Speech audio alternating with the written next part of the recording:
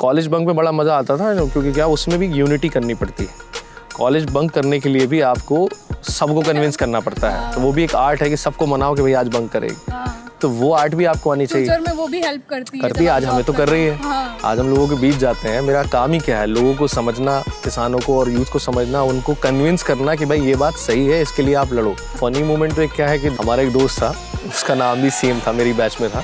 अच्छा। तो youth fest में मुझे आज भी याद है, he dressed up like a girl and एक गाना था Kajrare Kajrare, he was dancing and he was so mind blowing in that dancing. मैं बता नहीं सकता कि इतना अच्छा डांस कर रहा था कि लड़कियां भी फेल थी उसके सामने।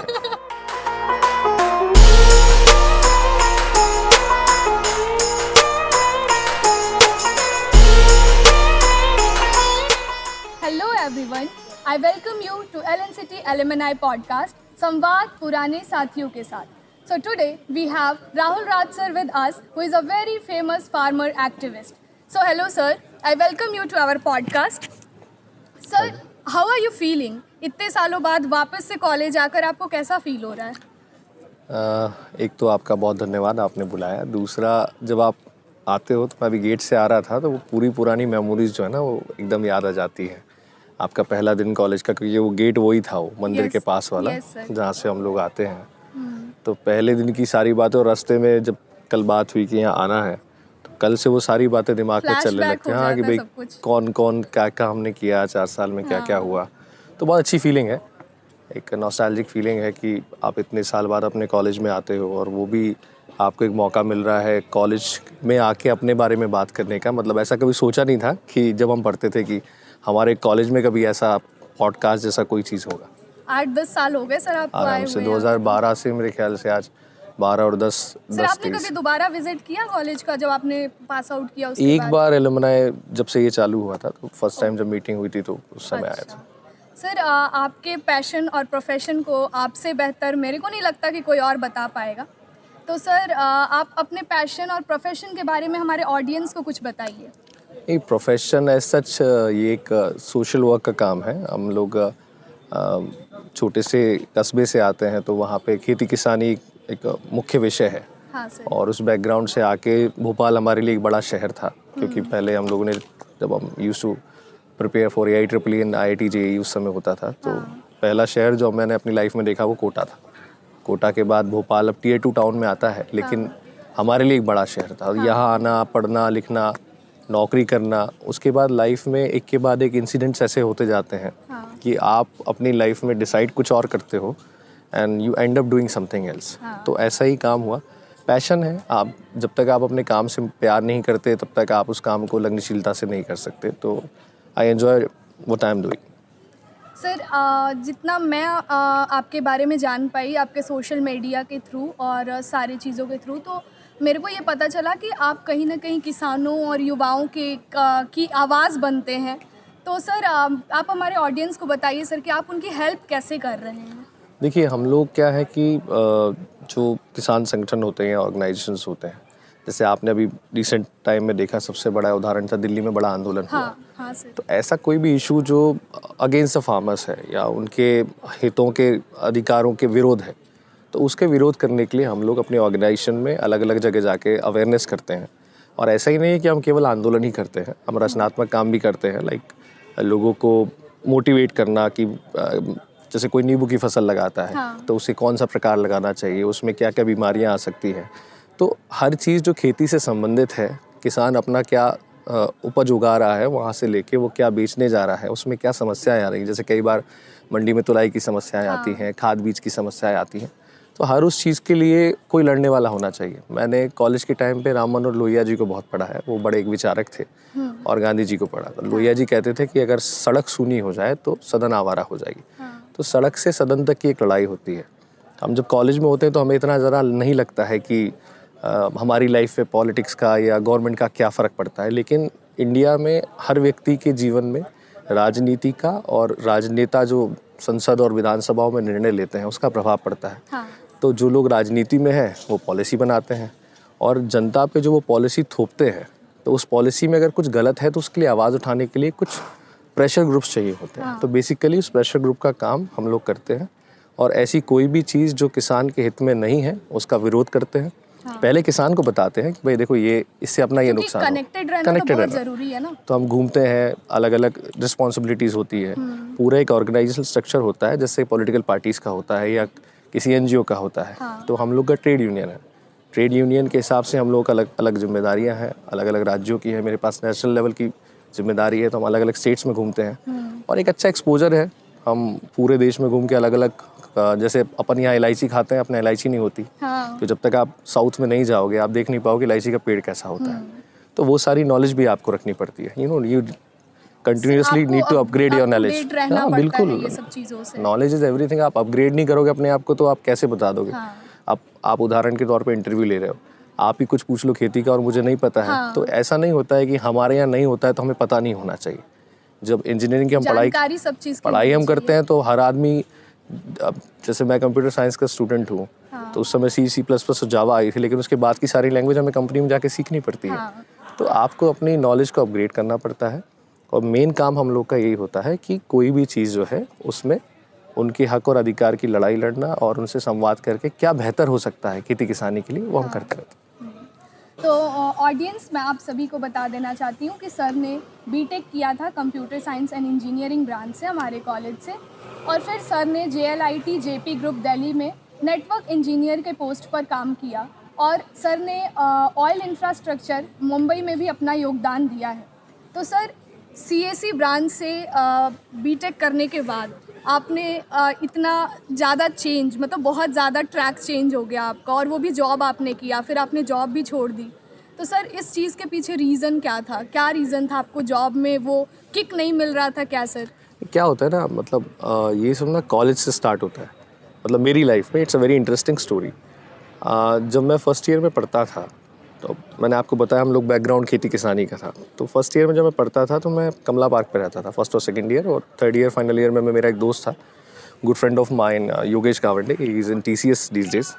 तो उसके साथ उसके घर पे रहता था, ये भवानी धाम फेज़ 2 कैंपस जो इंद्रपुरी में है। फर्स्ट और सेकंड ईयर में जब हम बस स्टॉप पे अपनी बस का इंतज़ार करते थे, I still remember the name of the driver, it was Salim, I guess Salim भाई जो गाड़ी चलाते थे। तो बस स्टॉप पे जो बच्चे हैं जो भीख मांगने वाले आते थे, तो उन्हें देख के बड़ा अजीब सी फीलिंग आती थी कि यार इनके लिए हम क्या कर सकते हैं।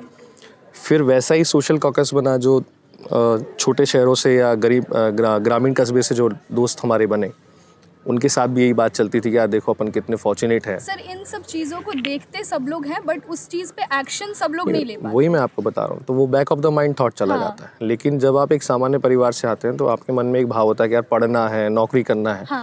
तो I was a single parent child, मतलब हमारी माँ ने दोनों बच्चों को अपब्रिंगिंग किया, तो वो एक प्रेशर अलग से था वो तो प्रेशर कि नहीं वो मम्मी का सपना है, पढ़ना है, जॉब करना है।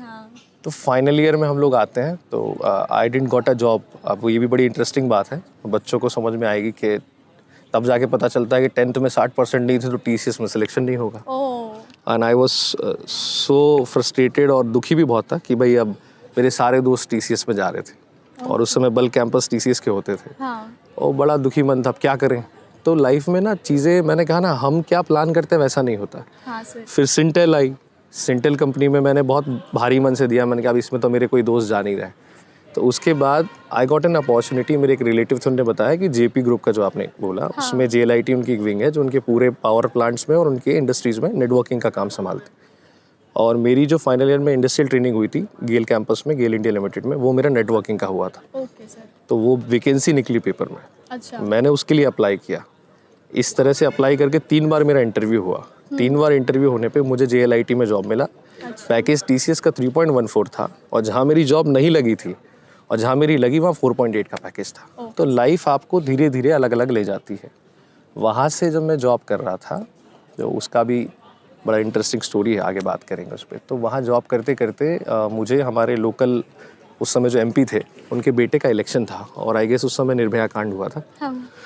तो सभी जगह कैंडल मार्च वगैरह हो रहे थे। तो मैंने भी अपनी बात वहाँ लोकल में हमारे यहाँ रखी। तो उनको मेरा स्पीच पसंद आया, उन्होंने कहा कि भाई तुम हमारे बेटे के इलेक्शन में काम करो। मैंने काम किया, फिर मैं जॉब करने चला गया। फिर उन्होंने मुझे दोबारा बुलाया कि तुम्हारा पैकेज कितना है, तुम हमारे साथ काम करो, तुम अच्छा बोलते हो, तुम्हारा अच्छा आउट वर्जन, उनके साथ काम करते करते मैंने किसानों की बहुत बुरी हालत देखी। उन्होंने नेताओं का काम क्या होता है, जैसे फसल चौपट हो गई, हाँ, गले से लगा लेना, अरे अरे दादा। हाँ, हाँ, हाँ। तो मैं उनके साथ गया और बाकी जगह मैंने देखा कि नेता लोग जो होते हैं, जो पॉलिटिशियंस होते हैं, वो केवल दिखावा करते हैं और वो चीज़ मिल नहीं पाती है। तो वो मेरे मन में उस समय दिमाग में आ गया। एक episode starting of the college days हुआ, दूसरा एपिसोड ये उनके साथ रहते हैं। तो मैंने उनसे हाथ जोड़ के कहा, मैंने अगर जॉब ही करनी है, शिफ्ट बैक टू कॉर्पोरेट और वहाँ अपनी अच्छी नौकरी करूँगा। हाँ। छोड़ के फिर मैं ऑयल इंफ्रास्ट्रक्चर में गया। अच्छा। लेकिन जब मैं बॉम्बे में था, मेरा बहुत इंटरेस्ट था सिंगिंग में, एक्टिंग में, लेकिन वो मुझे किक का जो आपने कहा ना, रात में नींद नहीं आती थी। ऐसा लगता था मैं क्या कहीं कर ना रहा हूँ, कहीं वो बैक ऑफ द माइंड आप क्या कर रहा हूँ, क्या कर रहा हूँ, क्या कर रहा हूँ। हाँ, तो जॉब भी थी, पॉलिटिशियन लोगों के साथ, you know, you are rubbing your shoulders with big politicians, हाँ। उसमें भी आपको शांति नहीं मिली। फिर एक फार्मर एक्टिविस्ट हैं शिव कुमार शर्मा कक्का जी, बिग फार्मर लीडर, उनसे मेरे परिचय थे। तो एक होली के दिन में, आई स्टिल रिमेंबर, वो रंग पंचमी का दिन था, मैं उनको बस ऐसी विश करने गया। तो मैं उनको बोला कि मुझे ना बड़ा अजीब सा लगता है, मैं कुछ समाज के लिए करना चाहता हूँ। तो बोले क्या करना चाहता हूँ? मैंने कहा वो गरीब बच्चे सिंह में भी मांगते हैं।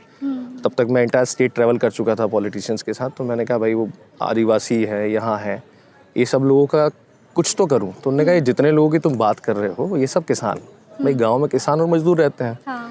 सिग्नल के बच्चों का तुम एनजीओ के माध्यम से काम कर सकते हो। तो बोले अगर तुम्हारी इच्छा हो तो क्या तुम एक किसान संगठन में आके किसानों की लड़ाई लड़ना चाहोगे? तो आई वाज लाइक क्या करूँगा? तो उन्होंने कहा एक काम करो, हमारी एक यात्रा निकल रही है, तुम घर कितने दिन के लिए छोड़ सकते हो? तो मैंने कहा हम तो स्कूल के बाद कॉलेज से घरवारी है, मतलब अब हाँ, कहाँ घर रहे। से तो बाहर रहते ही हैं। तो उनकी 75 दिन की यात्रा थी, उन्होंने उसका मुझे इंचार्ज बनाया और 55 डेज़ का मुझे टारगेट दिया कि तुम जाके पहले रूट बनाओ। तो I travelled entire state for 55 days, then again for 75 days I want that यात्रा।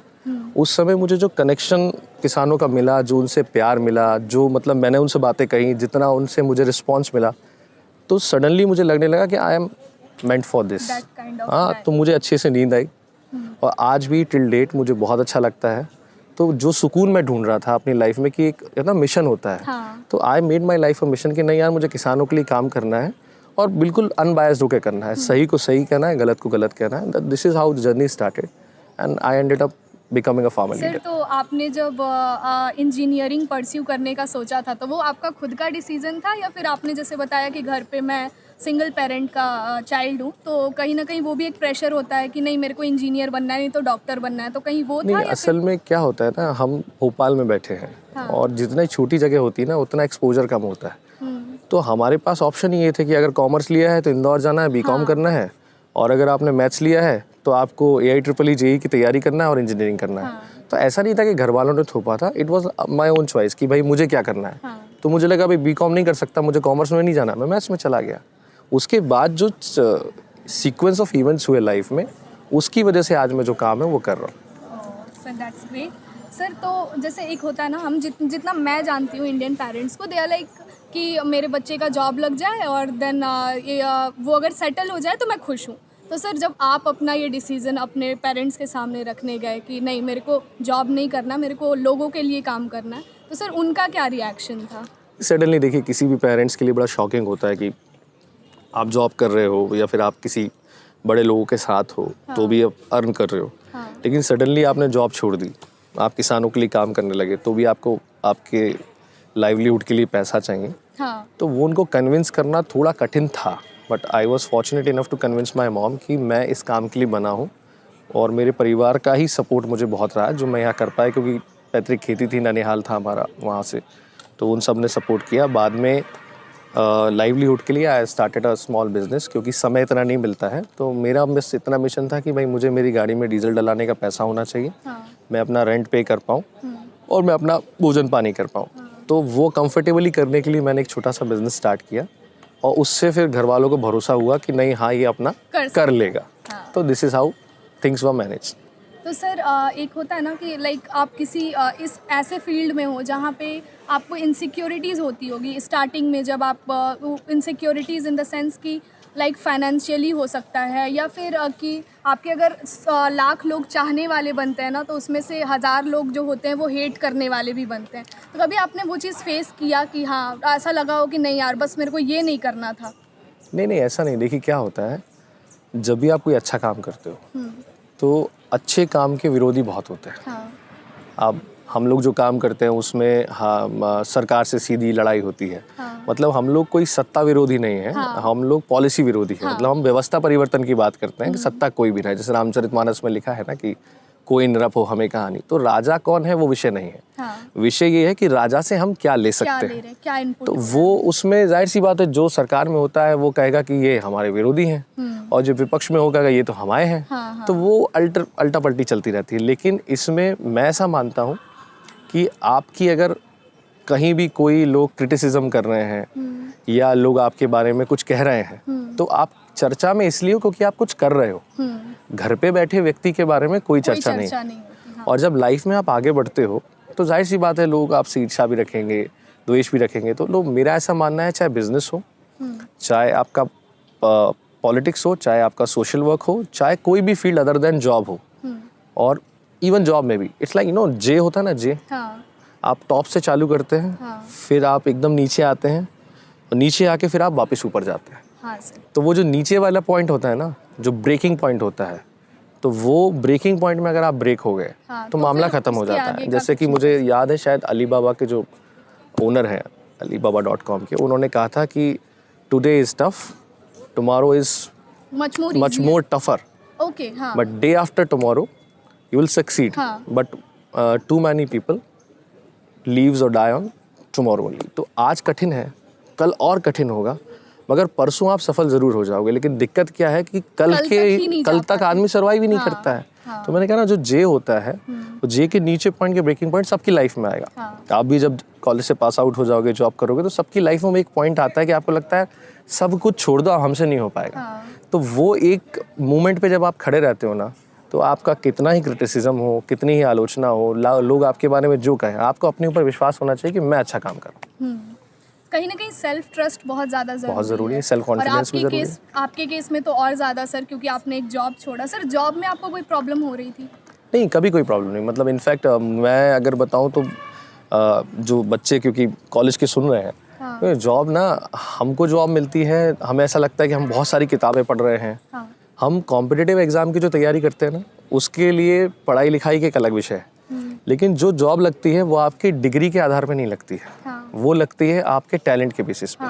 लाइक मुझे जब जॉब नहीं मिली, मैंने आपको बताया, जेपी में जॉब लगने का इंसिडेंट इतना इंटरेस्टिंग था कि मैं 3 बार इंटरव्यू देने गया था। मैंने अप्लाई किया, पहला मेरा इंटरव्यू हुआ टेक्निकल, तो उनने मुझसे पूछा, और लगभग 20 लोगों को उन्होंने बुलाया था। JLIT उनकी विंग है, नोएडा में उनका ऑफिस था, गाज़ियाबाद में। मैं गया, उन्होंने बुलाया, उन्होंने पूछा भाई क्या क्या लैंग्वेजेस आती हैं, तो मैंने उसमें टिक कर दिया कि मुझे तो ज़्यादा लैंग्वेज नहीं आती, I am too much into networking, क्योंकि मेरा नेटवर्किंग का मेजर प्रोजेक्ट था। हुआ, बुलाया, तो जो सीनियर इंजीनियर था, मुझे याद है कोई पाठक जी थे, उनने वो डिग्री रखी। इंटरव्यू को मेरा हमको सिखाया जाता है कि आपको एक फ़ाइल लेके जानी हो बड़ा मैनेज करके कॉलेज में, भाई पहले CV लगेंगे, फिर डिग्रीज लगेंगी। उनने वो फाइल ली और ऐसे करके साइड में सरका दी। कुछ उनको देखना नहीं था, उसका कोई मतलब नहीं, क्योंकि उनको पता है ना, इंजीनियर तो आप हो ही, डिग्री आप, वो चीज़ तो आप सीख के आते हैं, तो साइड में रखा। मैंने देखा उनको कोई मतलब नहीं ना, डिग्री साइड में रखी। पहला सवाल उनका यही था, टेल मी अबाउट योरसेल्फ। अब मैं बोला क्या बोलूँ मैं अपने बारे में। मैंने कहा sir, my name is so and so, I have pursued my engineering from this college, this university, I scored this marks and I have an experience of major and minor training in this field. इसके बाद उनका आया कि आपको language कौन कौन सी आती है, तो मैंने कहा सर C++ आती है। तो आपने जावा क्यों नहीं सीखी, आपने आगे की। अब वो चालू हो गए, टेक्निकल इंटरव्यू था। तो उन्होंने मुझसे लगभग आई गेस 5 या 6 सवाल पूछे, जिसमें से 3 का मैं जवाब दे पाया था, 3 का मैंने कहा साहब आई डोंट नो। मेरी लाइफ में एक थीम बड़ा क्लियर है, जो नहीं आता मैं क्लियर बनाया। मैं ऐसे मतलब गोल गोल घुमाने वाला का नहीं आता, जो होगा देखा जाएगा। मैं इसी पैशन पे अपनी लाइफ में जो होगा देखा जाएगा, दिया। फिर उन्होंने मुझे बिठा के रखा, और मुझसे पहले जिसका इंटरव्यू उसको दोबारा बुलाया, उससे दोबारा वही सब सवाल किए, तुम्हें कौन सी लैंग्वेज आती है। उसने बताया he was much more talented than me, और वो उसके स्किल्स जावा के, C++ के, और मतलब ब्रिलियंट थे। तो मैं देखा, मैंने कहा अब तो अपन गए। फिर वो जब बाहर गया तो उन्होंने बोला अगला सवाल खतरनाक वाला। तो वो दूसरी जो मैडम बैठी थी वो HR थी, उनने मुझसे कहा इनको देख रहे हो आप? मैंने कहा जी madam. He is so much talented than you. मैंने कहा yes madam. So tell me, हम आपको नौकरी क्यों दें? आप में ऐसा क्या यूनिक तो ये सबसे बड़ा क्वेश्चन आया। हाँ। अब मैंने कहा ये तो आई वॉज नॉट प्रिपेयर्ड कि अब ये अभी आ जाएगा। मुझे लगा कि या तो नहीं आएगा जिस हिसाब से उसका टैलेंट देखा। मैंने कहा अपन को कह देंगे अब बाहर जाओ, दोबारा नहीं पूछे? हाँ तो वो पूछा तो मैंने कहा अब इसमें क्या काम आता है ना, ये आपके कॉलेज का जो एनवायरनमेंट होता है ना वो काम आता है। इसलिए मैं आपको बता रहा हूँ कि कॉलेज की रेपुटेशन उसके एकेडमिक से नहीं बनती है, कॉलेज की रेपुटेशन उसमें पढ़ रहे बच्चों से बनती है। हाँ सर। तो जिस अच्छे क्राउड के साथ हम पढ़े थे, तो मैंने आपसे कहा अधिकतर कौन थे, छोटे कस्बे से आए लड़के, तो वो एक जज्बा होता है हाँ। लड़के लड़कियों में कि यार हमें कुछ करना है, ज़्यादा जुनून होता है उनका ये उस रहता है कि लाइफ में हमें तो आगे बढ़ना है। हाँ। तो हम लोग जब डिस्कशन करते थे कि यार नौकरी में कोई ऐसा पूछ लेगा तो क्या कहें, तो हम कह देंगे सीख लेंगे, हाँ। देखा जाएगा। तो उन्होंने जब मुझसे पूछा आपको क्यों दे, अब मैं सोचा 2 मिनट का पॉज लिया, पानी का गिलास उठाया, मैंने कहा क्या बोलूँ। मैंने कहा मैडम मैंने कहा मैम मुझे ये सब तो नहीं आता, लेकिन मैं I am a fast learner. दूसरा ये है कि मैं आपके इंस्टीट्यूशन में ऐड ऑन कर सकता हूँ इस बात के लिए कि आपको एक एफिशिएंट और हार्ड वर्किंग एम्प्लॉय मिल सकता है।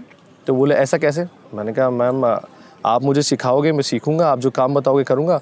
मैंने कहा जब आप मौका ही नहीं दोगे तो कोई कैसे सीखेगा? हाँ। तो ये बात अंदर मुझे लग रहा है कि मेरा कॉन्फिडेंस गिर रहा है, लेकिन बाहर से मैं कह रहा हूँ ना वेरी मच कॉन्फिडेंस, कर लेंगे, सब कुछ कर लेंगे। तो वो मुस्कुरा के पाठक जी जो थे वो बोले कि मैडम क्या किया जाए? तो उन्होंने बोला कि अच्छा ये बताओ what is most important in your life? मैंने कहा फैमिली। तो फैमिली कम्स फर्स्ट। मैंने कहा जी ma'am. If we offer a job then what will comes first? Organisation will be your priority और फैमिली विल योर प्रायोरिटी? मैंने कहा अब ये तो मास्टर स्ट्रोक जैसा क्वेश्चन हो गया। मैं क्या जॉब दे रहा है, एक साथ पूछ रहे हैं परिवार। तो मैंने कहा बड़ा कठिन सा प्रश्न था। मैं इसलिए बता रहा हूँ क्योंकि पढ़ाई की बात हो चुकी है, लेकिन उनको जानना कुछ और है कि आप कितना प्रेशर झेल सकते हो, आप कितने सवालों में फंस सकते हो। तो मैंने एक पॉज लेके उनसे कहा कि मैंने कहा मैम जब मुझे जॉब मिल जाएगी, और जैसा कि मैंने आपको बताया कि भाई मेरी पारिवारिक स्थिति ये है और मुझे इस जॉब की ज़रूरत है, तो इस जॉब से मेरा घर का चूल्हा चलेगा, तो मैं ही क्या मैम, मेरा पूरा परिवार आपकी ऑर्गेनाइजेशन के प्रति समर्पित रहेगा। तो हमारी नहीं, हमारे पूरे परिवार की प्रायोरिटी आपकी ऑर्गेनाइजेशन होगी। तो दोनों जोर जोर से हंसे और मुझसे कहा आप बाहर वेट करो। फिर मुझे उन्होंने 2 इंटरव्यू और हुए, इसके बाद उन्होंने मुझे बुलाया उनके नोएडा हेड ऑफिस में। तो आई स्टिल रिमेंबर एक ब्रिगेडियर सर थे जो उनके डायरेक्टर थे। The moment I enter the room, तो I used to have long hairs in school, the college days, clean shave, long hairs, एकदम हीरो टाइप रहना। तो जैसे ही मैं घुसा उनने मुझसे कहा, उनने कुछ नहीं, उनने सारी डिग्री साइड में रखी, एक हाइलाइटर मुझे याद है, येलो कलर का, लेमन कलर का, उनने उस पर फेरा और ऐसे बड़े बोलते स्टाइल में, आर्मी वाले थे और वो सीनियर इंजीनियर मुझे बाहर ब्रीफ कर चुके थे कि भाई he is a very tough person, अगर जॉब चाहिए तो इन्हें इम्प्रेस कर लो। तो वो उनका पहला सवाल, आपका सीवी कहता है कि your hobbies are singing, acting, dancing, anchoring and reading. तो भाई तुम एक्टर क्यों नहीं बन जाते? या हमारी कंपनी में एक पोस्ट क्यों ख़राब कर रहे हो? और करके उन्होंने वो सीवी बंद कर दिया। फाइल मेरी तरफ सरकारी, मैंने कहा गई, और वो अपना मोबाइल चलाने लगे। मैंने कहा अब ये क्या हो रहा है? फिर मैंने उनको बड़े मुस्कुराते हुए कहा, मैंने कहा सर बन तो सकता हूँ मगर मुझे इस जॉब की बहुत ज़रूरत है। बोले क्यों? मैंने कहा सर मैं मेरे परिवार को कैसे पालूंगा, और मेरे माँ ने बहुत पैसे खर्च करे मुझे पढ़ाने में। मैंने कहा मुझे इस जॉब की ज़रूरत है। तो बोले क्यों ज़रूरत है? तो मैंने कहा सर इसलिए ज़रूरत है। तो वो आर्मी वाले थे, आर्मी वाले हमेशा आपका, मैंने एसएसबी भी दिया है इसलिए जानता हूँ, प्रेशर टैक्टिक्स बहुत, उनको देखना है आप कितना प्रेशर झेल सकते हो। उन्होंने कहा ये आपको नहीं मिल सकती, you are not fit for this job, और आपकी वेशभूषा भी कंपनी में जॉब करने जैसी नहीं है, you are too good, you should try in acting. तो मैंने कहा सर एक्टर बनना होता तो मैं आपके सामने क्यों खड़ा होता? तो उन्होंने मुझे घूर के देखा, फिर बोलते अगर ये बाल काटने का बोले तुमसे नौकरी करने के लिए तो तुम काट लोगे? मैंने कहा सर बिल्कुल कर देंगे। अच्छा, so young man if you want to work you should shorten your hairs, be more presentable, and ये जो हॉबीज़ है ना ये आगे कभी अपनी सीवी में मत डालना। अच्छा। उन्होंने खुद कहा कि ये इस प्रकार की जो चीज़ें हैं इससे ये लगता है कि तुम्हारा इंटरेस्ट दूसरी चीज़ों में ज़्यादा है, तो तुम्हें सही में इसमें इंटरेस्ट है? मैंने कहा हाँ सर बिल्कुल इंटरेस्ट है। फिर ट्राई क्यों नहीं किया? तो मैंने उनको अपनी लाइफ जर्नी बताई। उनके सर क्या होता है, परिवार बहुत इम्पॉर्टेंट होता है, और परिवार के लिए आप क्या क्या छोड़ सकते हो वो इम्पॉर्टेंट होता है। मैंने कहा हमारे पेरेंट्स हमें आगे बढ़ाते हैं तो this is our time to repay. तो उनको वो बात थोड़ी कन्विंसिंग लगी। तो फिर वो कन्विंसिंग उन्होंने जाते टाइम मेरे फिर से कहा, young man you need to shorten your hairs. तो उस टाइम मुझे लगा कि शायद ये चीज़ें भी मायने रखती। तो मैंने कहा सर आया सर करके मैं बाहर आ गया and I got that job. तो इस तरह से लाइफ में चीज़ें चलती हैं। सर हमने आपके बारे में बहुत कुछ जाना, आपके बारे में बहुत कुछ सुना। अब हम थोड़ा आपको पीछे लेके चलते हैं अपने कॉलेज डेज़ में। सर आपका ओवरऑल कॉलेज जर्नी कैसा रहा? ओवरऑल कॉलेज जर्नी अच्छा था। Actually I joined LNCT in second year. I was fortunate. हाँ, लेटरल एंट्री नहीं, मेरा ये जो यूनिवर्सिटी में कॉलेज एक्सचेंज प्रोग्राम होता है, जो डायरेक्टर टेक्निकल एजुकेशन के यहाँ से होता है, you have score good marks और अगर दोनों जगह सीट्स खाली हैं तो you can exchange the college. तो आई वॉज फॉर्चुनेट, मुझे यहाँ एडमिशन मिला। और जब आप किसी एक कॉलेज से दूसरे कॉलेज में आते हो ना, तब आपको पता चलता है कि क्या बेहतर है और क्या बेहतर नहीं है। जैसा कि मैंने कहा, मुझे बहुत अच्छा क्राउड मिला। मैं हमेशा मानता हूँ पढ़ाई लिखाई से ज़्यादा ज़रूरी है आपकी संगति। आप किसके साथ बैठ रहे हो। भाई आपने कॉलेज के बाहर आप निकले, आपका रूममेट कैसा है, आप शाम को किनके साथ वक्त बिता रहे हो, कहीं ना कहीं उनका इफेक्ट पड़ता है, बहुत ज़्यादा पड़ता है। अपन कहते हैं संगति का असर पड़ता है। तो वो एक्सपोजर बहुत अच्छा था। कॉलेज में एकेडमिक्स तो अच्छा था ही, और इंस्टीट्यूट का इंफ्रास्ट्रक्चर भी अच्छा था, चीज़ें एक्सेसिबल थी, बस की सर्विसेज भी थी। प्लस यहाँ पे जो टीचर्स थे वो भी क्वाइट मतलब क्या कैसे कहेंगे, ईजी गोइंग थे। मतलब जैसे कोई चीज़ 10 बार पूछ ली तो वो एकदम ऐसा गुस्सा नहीं हो जाता। और दूसरा मानवतावादी थे। मतलब जनरली क्या देखा जाता है कि आप जब स्कूल में होते हैं तो टीचर्स को स्कूल में ज़्यादा फोर्स करते हैं कि भाई आपके माँ बाप ने मेहनत करी है, आप पढ़ा। वो इमोशनल आपको बार बार याद दिलाते हैं कि भाई आप मेहनत करो क्योंकि आपके माँ बाप आप पे बहुत इन्वेस्ट कर रहे हैं। कॉलेज में कंपैरेटिवली नहीं होता। लेकिन हमारे बैच में जो हमें टीचर्स मिले, कुछ टीचर्स ऐसे थे जो बार बार हमको हिंट करते थे, देखो तुम किस बैकग्राउंड से आते हो, तुमको मेहनत करनी है, तुमको आगे। तो वो चीज़ें मुझे बड़ी अच्छी लगती थी कि ओवरऑल हर चीज़ की अवेलेबिलिटी थी। प्लस हमारा कंप्यूटर साइंस ब्रांच था तो लैब्स वगैरह की फैसिलिटी भी अच्छी थी। फिर एक कोर्स जो चलता है पर्सनालिटी डेवलपमेंट का, और वो सब लगे थे। मतलब जो चीज़ें होनी चाहिए थी कॉलेज में वो हमें बहुत अच्छी मिली, उसमें कोई दिक्कत नहीं थी। सर आपको जो भी एजुकेशन मिला LNCT से, जो भी आपने शिक्षा प्राप्त की, वो आपको अभी कैसे हेल्प कर रही है? लाइक जो भी आपने सीखा, आपको एक्सपोजर मिला या आपको टीचर्स ने हेल्प की, तो वो अभी आपको कैसे अपने लाइफ सर्टनली करती है। एक्चुअली क्या है, जैसे मैं एक यूथ फार्मर एक्टिविस्ट हूँ। तो फार्मर एक्टिविस्ट तो बहुत है, मुझसे ज़्यादा खेती का ज्ञान रखते हैं।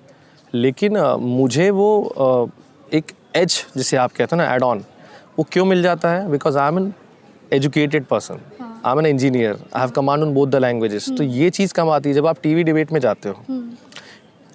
एक तरफ बीजेपी के व्यक्ति बैठे हैं, बिल्कुल लर्नेड हैं और पॉलिश्ड पॉलिटिशियन हैं। एक तरफ कांग्रेस के हैं, एक तरफ अन्य पार्टी के हैं। फिर जब दिल्ली में आंदोलन हुआ तो राष्ट्रीय लेवल के लोग बैठते थे। तो आप अपनी बात को अच्छे तरह से क्यों रख पा रहे हो? क्योंकि आपने ग्रुप डिस्कशन किया है, आपने कंपनी में जॉब किया है, आपने अपना पॉइंट प्रूफ करने के लिए बार बार लड़ाई लड़ी है, with in the campus, outside the campus, with in the company. तो वो एक आपकी लाइफ का अंग बन जाता है। तो पढ़ा लिखा व्यक्ति चीज़ों का प्रस्तुतिकरण बहुत अच्छे से कर पाता है। प्लस समाज में ये मान लिया जाता है कि अभी पढ़ा लिखा है तो ये चीज़ें जानता होगा। तो आपके व्यक्तित्व को, ना, ओवरऑल पर्सनालिटी डेवलपमेंट में आपकी जो छवि है वो आपकी शिक्षा से बहुत अच्छी बनती है। और हमने जो सीखा है, मैंने आपसे कहा हम लोग दोस्त लोग बैठते थे तो जुझारूपन भी उसी से आया। और मैं ऐसा मानता हूँ, once and all engineer always an engineer. और इंजीनियरिंग का जो छात्र होता है किसी भी फील्ड में जा सकता है, कुछ भी कर सकता है।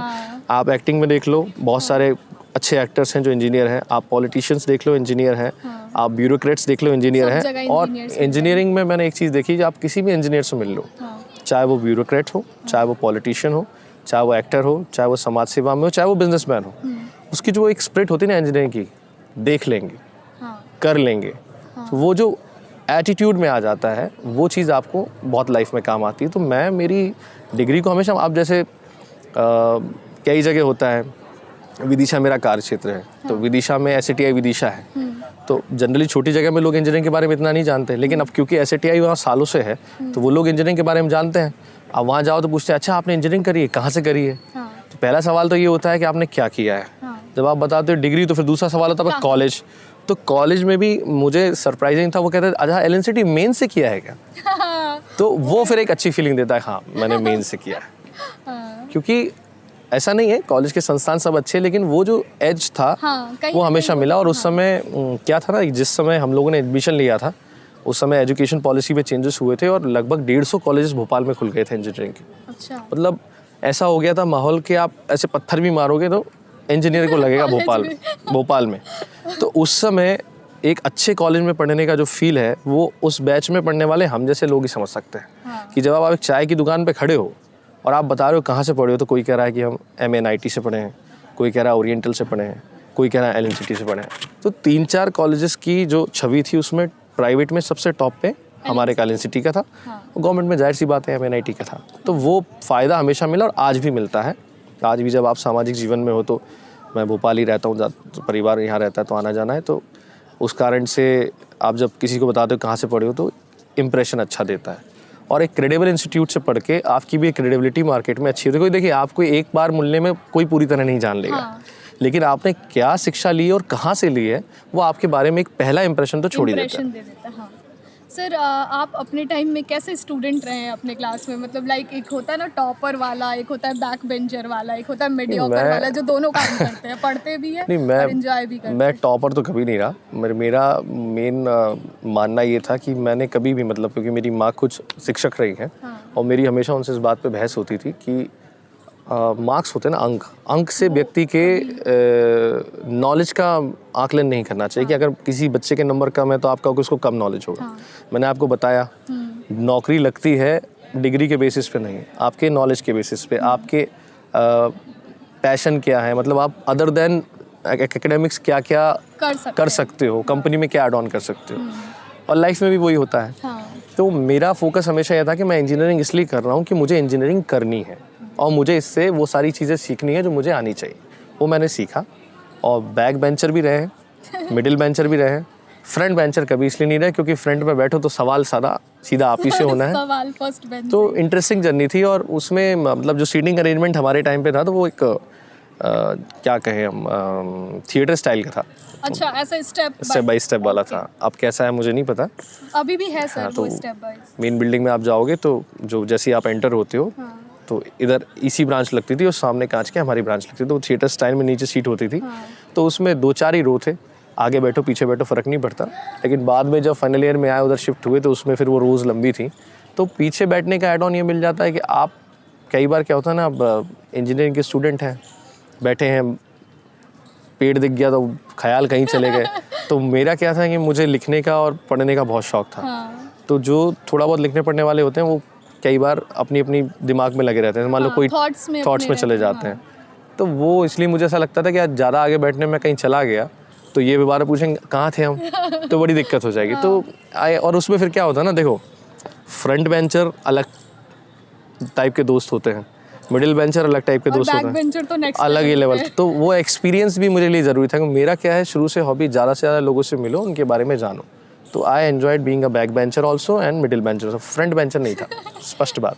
सर, LNCT बहुत ज़्यादा वेल नोन है अपने डिसिप्लिन के लिए, और तो सर आपको कभी कुछ ऐसा एक रूल तो होगा ना जिससे आपको लगा कि यार बस ये नहीं होता कॉलेज में? नहीं, दो अलग बातें हैं। देखिए, डिसिप्लिन एक अलग चीज़ है और रूल आपको अच्छा नहीं लगा एक अलग बात। डिसिप्लिन का ये है कि डिसिप्लिन यानी अनुशासन। अनुशासन व्यक्ति के व्यक्तित्व का निर्माण करता है।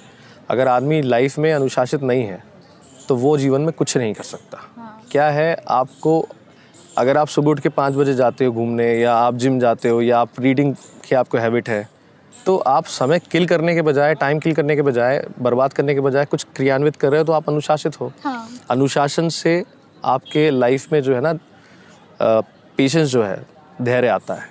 अनुशासन से, आप कहते हैं, अनुशासन से व्यक्ति संयमित बनता है, और संयम से धैर्य आता है, और धैर्य से आप सक्सेस के पास जाते हो, आपको सफलता मिलती है। क्योंकि आप जब तक किसी चीज़ के लिए निरंतर प्रयास नहीं करोगे ना, परसिस्टेंस, पेशेंस, ये सब लाइफ के अंग हैं, ये सब डिसिप्लिन से आते हैं। और जो व्यक्ति डिसिप्लिन नहीं है वो लाइफ में कुछ नहीं कर सकता। लेकिन हाँ, जो आपने पूछा कि कौन सा एक रूल अच्छा नहीं लगता, तो मुझे सबसे ज़्यादा दुख हुआ था कि मुझे ड्रेस कोड पसंद नहीं था। अच्छा, मतलब और वो मुझे इसलिए पसंद नहीं था क्योंकि मैं जब वहाँ सत्य साई स्कूल में पढ़ता था, गेल कैंपस में, विजयपुर में, तो मेरा यही ड्रेस कोड था। अच्छा, तो सेम आपको हाँ, कॉलेज तो में मिल लड़कियों गया? का ग्रे कलर का सूट और वो वाइट वो था उनका था। और मुझे याद स्कूल में हम लोग वेंसडे और सैटरडे को वाइट पूरा होता था, उन लड़कियों का वाइट और हमारा वाइट। मैं LNCT में पहले दिन आता हूँ और देखता हूँ लड़कियाँ भी वाइट में और लड़के ग्रे में हैं। जब मैं एडमिशन ले रहा हूँ मैंने क्या 12 साल जो कपड़े पहने हैं सेम चीज़ पहने हैं। स्कूल के आखिरी दिन भी जो हम लोग का एग्ज़ाम होता है तो वही सेम ड्रेस के शर्ट हम लोग साइन नहीं करते हैं, तो वो मेरा एक तरफ रखा है। और कॉलेज के आखिरी पेपर वाले दिन भी वही सेम ड्रेस कोड रखा है, दोनों टंगे हुए हैं। तो मेरी कॉलेज लाइफ और स्कूल लाइफ की दोनों की ड्रेस सेम थी, तो आई हेटेड द मोस्ट। मैं बड़ा भारी मन से रोज़ सुबह आयरन करके यार यही ड्रेस पहनना है, तो वो मुझे थोड़ा अजीब लगता था। बाकी तो सब ठीक था, ओके था। सर आप जैसा आप बताते हैं कि आप सिंगिंग आपको पसंद है, आपको एंकरिंग करना पसंद है, तो सर कॉलेज में आप एक्स्ट्रा करिकुलर एक्टिविटीज़ में कितने थे? नहीं, एक्स्ट्रा करिकुलर में जो यूथ फेस्ट हुआ था तो फाइनल ईयर वालों को तो इन्वॉल्वमेंट रहता ही है, वो कराती हैं। तो मैंने हमेशा यूथ फेस्ट में एंकरिंग करी और मुझे बहुत अच्छा लगता था। मतलब मुझे हिंदी जो है वो शुरू से बहुत अच्छी लगी, मतलब भाषा के रूप में।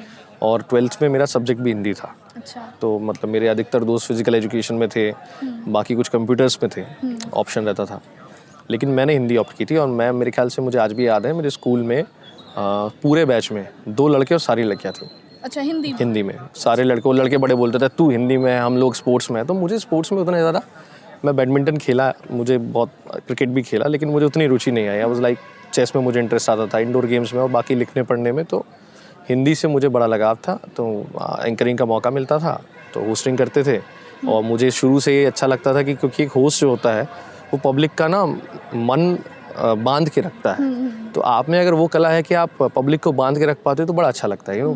अब ये आएंगे या ये बोलेंगे तो उनके बीच में वो भाषण या उनके गाने या उनका नाच पसंद आ रहा नहीं आ रहा पब्लिक को, लेकिन आप जब एंकरिंग करो तो आपका काम है कि पब्लिक एंटरटेन होती रहे। तो वो मुझे बड़ा अच्छा लगता था, बहुत बार की और बहुत अच्छे से, बड़ा मज़ा आता था जब यूथ फेस्ट होता था। सर आप कॉलेज में भी ये सब चीज़ों में एक्स्ट्रा करिकुलर एक्टिविटीज़ में रहे हैं, तो सर आपको क्या लगता है अभी के स्टूडेंट्स जो भी हैं हमारे, जो अभी देख रहे हैं, तो सर आपको क्या लगता है एक्स्ट्रा करिकुलर एक्टिविटीज़ कितना इम्पॉर्टेंट है? बहुत ज़्यादा इम्पॉर्टेंट है मेरे हिसाब से, क्योंकि मैंने आपको बताया ना कॉलेज से निकलने के बाद एक्स्ट्रा करिकुलर एक्टिविटीज़ से जो आपका पर्सनालिटी डेवलपमेंट हुआ है, मतलब कि आप क्या अलग other than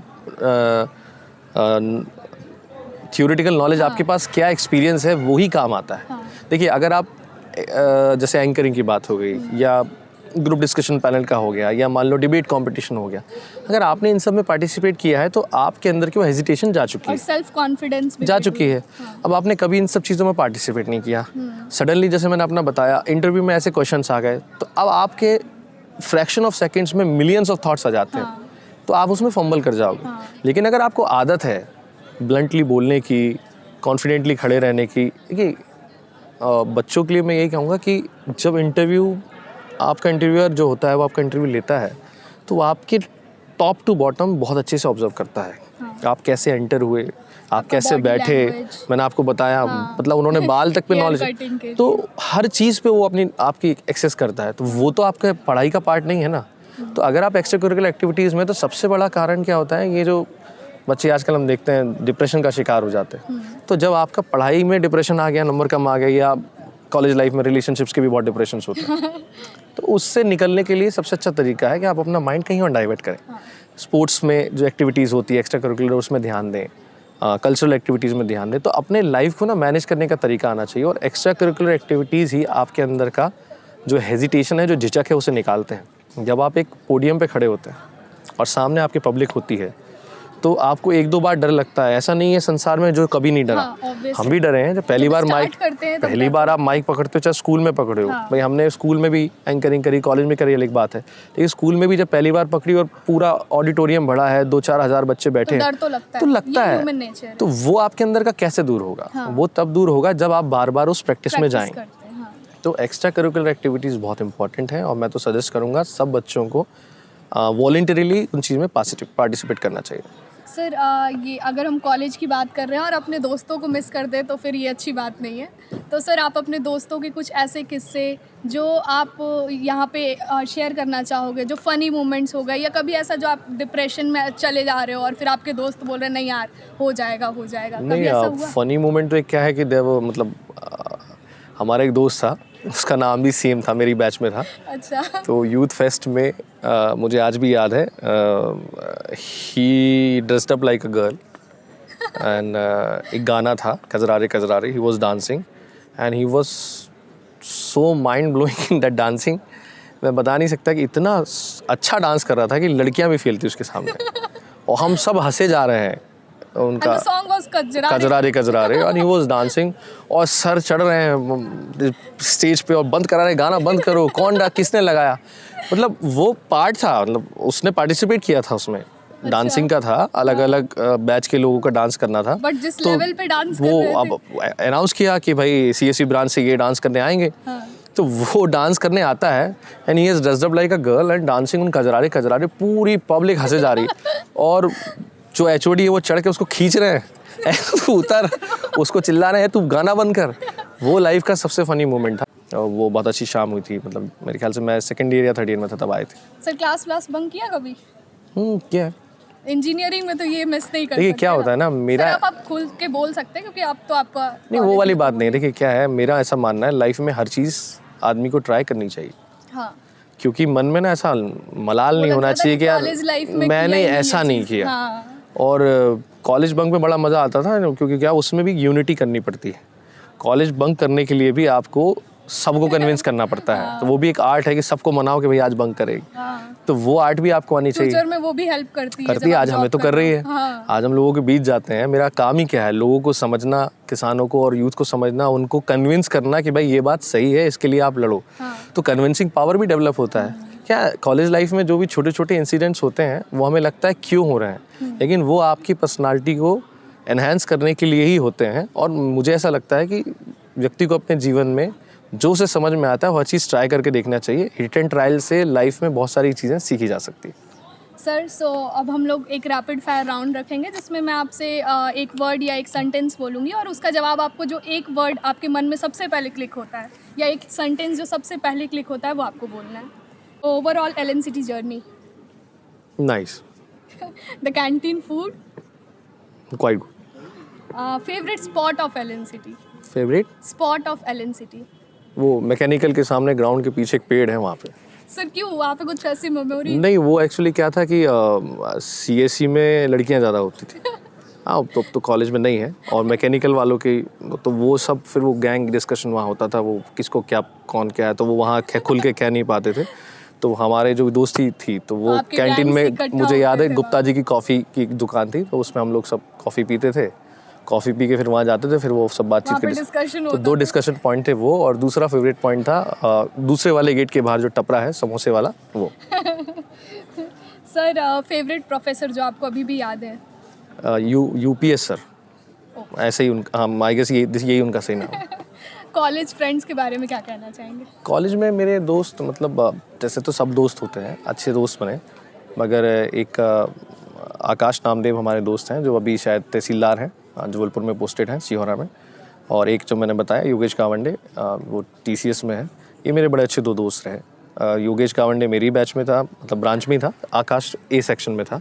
other than Pankaj Rathore हैं, स्वतंत्र सिंह चौहान है, ऐसे 4-5 अलग अलग, वो मैकेनिकल के थे स्वतंत्र भाई, और ये पंकज हमारी बैच का था। सर आप अभी मिस करते हैं अपने फ्रेंड्स को? ऐसा लगता है कि हाँ, काम में कभी आपको याद आ गया हो यार कॉलेज लाइफ कितना अच्छा हुआ? एक्चुअली लाइफ में ना दोस्त होना बहुत ज़रूरी है। क्या होता है, रिलेशनशिप्स जो आपके मतलब बचपन से बनते हैं, फैमिली में बनते हैं, वो आपको ब्लड रिलेशंस होते हैं। दोस्ती एक ऐसा रिश्ता होता है जो आप खुद बनाते हो। हाँ। और आप चाहे शादी हो जाए आपकी, चाहे आप रिलेशनशिप में रहो, चाहे आप किसी भी पोजीशन पे पहुंच जाओ, आप सारी बातें सबसे शेयर नहीं कर सकते, लेकिन दोस्तों से कर सकते हैं, तो वो शायद नहीं कर। आदमी का मन जो भरा होता है ना, वो दोस्तों से बात करके हल्का होता है। जैसे दोस्त होने चाहिए, और जिसकी ज़िंदगी में दोस्त नहीं है, मेरे ख्याल से वो सबसे अभागा आदमी होता है। और आज अगर अपन बात करें तो वर्तमान परिवेश में भारत में ना मेंटल हेल्थ बड़ा इशू है। हाँ। और उसका सबसे बड़ा कारण ये है कि लोग सोशल मीडिया पे ज़्यादा हैं, और सोशल मीडिया को वो रियल लाइफ मानते हैं। और जैसे कि अब हम लोग भी देखते हैं, अब हम समाज सेवा में है, कोई हमारा दोस्त इंजीनियरिंग में है, विदेश में है, अब उसका इंस्टाग्राम चेक कर लो। हाँ। तो वो इंस्टाग्राम पे जितना सुखी दिख रहा है वो रियली में उतना सुखी नहीं है। स्क्रॉल करके ऐसा माइंडसेट बना लेते हैं कि तो डिप्रेशन क्यों है? एक तो हम दूसरों की लाइफ से बहुत प्रभावित होते हैं। खुद के पास जो अच्छा है उसके लिए भगवान को धन्यवाद नहीं देते, पेरेंट्स को धन्यवाद, हमको ऐसा लगता है मेरे पास ही कम है। हाँ। ऑब्सेशन है दूसरों की लाइफ पे। दूसरा, हमारे पास सही में बात करने के लिए लोग नहीं हैं। जो कॉलेज में आज बच्चे पढ़ रहे हैं, चाहे उनके बहुत सारे रिलेशनशिप्स बन जाएँ या वो बहुत सारी गैंग बनाए, जब पास आउट होकर गेट से बाहर निकलते हो तो मुट्ठी भर दोस्त रह जाते हैं। तो दोस्ती हमेशा सीमित लोगों से व्यवहार में बहुत अच्छा रहता है, वो लंबे समय तक आपके साथ रहते हैं। और आज भी मैं तो अपना बता रहा हूँ, हम दिल्ली जाते हैं तो हमें हमारे दोस्त मिलते हैं, मुंबई जाता हूँ तो हमारे दोस्त मिलते हैं, इवन भोपाल में भी जो हैं हम मिलते हैं, क्योंकि हमें पता है कि आप फिर वही बातें करोगे, उसी तरह से हंसोगे। तो हंसने के लिए कुछ लोग होने चाहिए, और अगर आपके पास बात करने के लिए कोई नहीं है तो आप हमेशा भरे रहोगे तो वो कहीं ना कहीं तो निकलेगा। वो अंदर जो आपके अंदर भरा है वो गुस्से के रूप में निकल सकता है, इमोशंस में कहीं आप खड़े होकर रो भी सकते हो। तो अपने मन को खाली करने के लिए दोस्तों की बहुत ज़रूरत होती है, इसलिए अच्छे दोस्त हमेशा बनाने चाहिए और नए नए लोगों से इंटरेक्ट करना चाहिए। Sir, what about Rai sir? Rai sir का एक्सपीरियंस बड़ा अच्छा है मेरा। अब क्योंकि मैं कॉलेज में नहीं हूँ तो मैं कह सकता हूँ, मतलब क्योंकि मैं पहले बार, मुझे याद है आज भी, एक लड़के से थोड़ी सी बहस हो गई थी। होता ही है, किसी की कोई गर्लफ्रेंड होती है, उसको कुछ बुरा लग गया तो वो आ जाते हैं। तो मुझे उसने बुलाया कि प्रिंसिपल सर बुला रहे हैं। तो मैं ये जानता था कि यहाँ राय सर ही सब कुछ है, प्रिंसिपल कुछ बुलाते ही नहीं है। प्रिंसिपल सर कभी किसी को डायरेक्ट ऐसे नहीं बुलाते। तो वो मेरे से बोले कि प्रिंसिपल बुला रहा है, तो हमारे सर पढ़ा रहे थे, उन्होंने कहा वो तुम बाहर जाओ, प्रिंसिपल सर बुला रहे हैं। मैंने सर कोई नहीं बुला रहा, मैं समझ गया था क्या मैटर है। तो वो फिर भी आया, तूने ऐसा बोल दिया वैसा बोल दिया। मैंने कहा भाई मुझे कोई मतलब नहीं, तुम्हारा क्या चल रहा है। मैं ऐसा बोल ही रहा था, उसको कन्विंस ही कर रहा था कि भाई वो मिसअंडरस्टैंडिंग है, वो होता है, और लड़कियों के चक्कर में नहीं लड़ना चाहिए। मैं उसको अच्छे से समझा। इतने वो पीछे आके खड़े हो गए, क्या कर रहे हो तुम यहाँ, अंदर जाओ, ज्ञान दे रहे हो। मैं चला गया अंदर, और सडनली मैं क्या देखता हूँ कि राय सर का गुस्सा उन्हीं की अपनी एक स्टाइल में 2 मिनट बाद एक लड़के पे निकल रहा है। तो फिर मैं पूछता हूँ ये कौन, बोले यही राय सर। सो बड़ा अच्छा एक्सपीरियंस था। और हालांकि वो ऐसा नहीं है, उनसे मैंने, मतलब मैं अपना व्यक्तिगत बता रहा हूँ, मैंने जब भी उनके पास जाके अपनी कोई बात कही, एक क्या होता है ना, मैंने लाइफ में देखा है कि इल्यूजन बड़ी ताकतवर चीज़ होती है। इल्यूजन अगर बन गया कि राय सर से कोई बात नहीं कर सकता, कोई बात नहीं होगी, तो आदमी आधा तो वैसे ही डर जाता है। तो इल्यूजन को तोड़ने में मुझे बड़ा मज़ा आता था। मुझे एक बार काम पड़ा, मेरा क्या बोलते हैं, कुछ शायद सेशनल प्रैक्टिकल का कुछ मैटर था, और उसमें अपने 75% अटेंडेंस कंपलसरी होती है। तो अभी भी तो मेरा हो गया था एक्सीडेंट शायद 2nd या 3rd ईयर में, तो ये प्लेटिंग डली थी तो मैं आ नहीं पाया था। तो वो नंबर मेरे कम आने वाले थे, तो मैं गया उनके पास, मैंने उनको बताया, तो वो डर बड़ा था। तो मैं अंदर गया, बोले कैसे आए, मैंने कहा तुम नहीं है तो बाहर जाओ। मैंने उनको कहा सर मेरा ये प्रॉब्लम था, तो तुमने टीचर को बताई, मैंने बताई सर, मैंने कहा ये तो लीगल है और मुझे छुट्टी मिलनी चाहिए थी, और मैं छुट्टी पे था, तो ये मेरे नंबर काट दिए, और मैंने अच्छा परफॉर्म किया, लेकिन वो 75% उनने कंसीडर किया। ट्रस्ट मी, मुझे 400+ मार्क्स मिले, तो जेन्युइनली उनने मुझे हेल्प किया। तो उस दिन मुझे ऐसा लगा कि कई बार ना हम लोग इल्यूजन के डर से बहुत सारी चीज़ें, मैंने कहा ना वो जे पॉइंट आता है, करते नहीं, डर के मारे बहुत सारी चीज़ें छोड़ देते। उसके बाद मेरा इंटरेक्शन उनसे बड़ा अच्छा हुआ, कहीं मिले तो मुस्कुरा के बात, और इवन आफ्टर कॉलेज भी वो जहाँ मिलते हैं वो अच्छे से बात करते हैं। सर आपका मोटिवेशन मंत्र क्या है? मेरा मोटिवेशन मंत्र ये है कि जब मुझसे कोई ये पूछता है कि तुम्हारी आखिरी उम्मीद क्या है, तो मैं उससे हमेशा ये कहता हूँ कि मेरी आखिरी उम्मीद मैं खुद। मुझे इस दुनिया में सबसे ज़्यादा विश्वास अपने आप पे है, और इस दुनिया में मुझे सबसे ज़्यादा उम्मीद भी खुद से ही है। और मैं, जो लोग कहते हैं न्यू ईयर रेजोल्यूशन लिया, न्यू ईयर, मैं हमेशा एक ही बात कहता हूँ, यूथ के पास 2 सबसे बड़े हथियार होते हैं। पहला उनकी एज, दूसरा पेशेंस। धैर्य और आयु एक युवा के सबसे बड़े शस्त्र हैं जिसका उसे उपयोग करना चाहिए। और जो द्वंद्व होता है ना, लड़ाई, यार हम लाइफ में क्या करें, आपको खुद से बेहतर बनने का प्रयास करना चाहिए। मतलब you should always target to break your own records. दूसरे के रिकॉर्ड में मत पढ़ो, उसके इतने नंबर आ गए, वो इस कॉलेज में चला गया, उसका MBA में कैट में निकल गया, मैं तो यहीं बैठा। आप अभी कहाँ हो, आप 5 साल बाद कहाँ होगे, इसी पे ध्यान दोगे तो लाइफ में आप आगे बढ़ जाओगे। थैंक यू सर, आपका इतना वैल्यूएबल टाइम हम लोगों को मिला, और बहुत अच्छा लगा, आपसे बहुत कुछ सीखने को मिला, हमारे ऑडियंस को भी। So thank you very much for watching this video.